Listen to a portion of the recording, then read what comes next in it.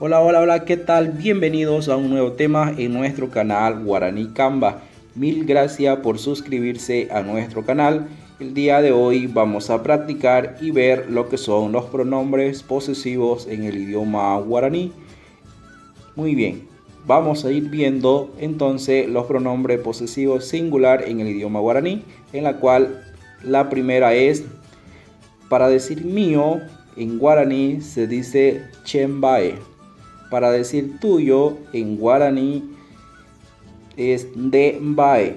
Para decir suyo en guaraní es imbae. Para decir nuestro en guaraní es orembae o también yandembae. Muy bien. Para decir vuestro es orembae o también ñandembae. Muy bien. Continuamos. El suyo es Jae Imbae.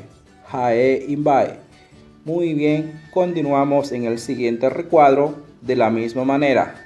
Mía Chembae. Tuya Dembae. Suya Imbae. Nuestra Orembae o también Ñandembae. Vuestra Orembae como también Ñandembae. La suya Jae Imbae.